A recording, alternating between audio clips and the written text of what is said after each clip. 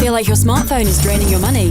Here are some options to change and some apps to download to get your phone and finances back under control. 1. If you can afford to buy your phone up front, this alone can save you up to 30% over a year.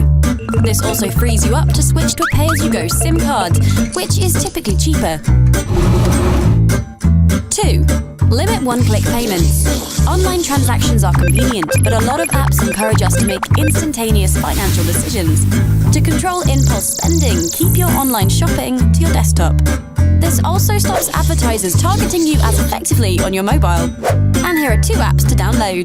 Apps like My Data Manager or Data Usage tracks exactly how much data you use, warns you when you're getting close to going over, and highlights greedy background apps you might not even use. Knowing exactly how much data you use could even get you down to a cheaper data plan. Budgeting apps. Reddit rates you need a budget pretty highly, which encourages you to categorize everything you spend and gives you a nudge when you splurge. It can be fairly brutal.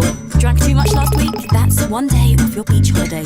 Just watch those subscription fees on some of them. And the best thing you can do is spend a little less time with your mobile.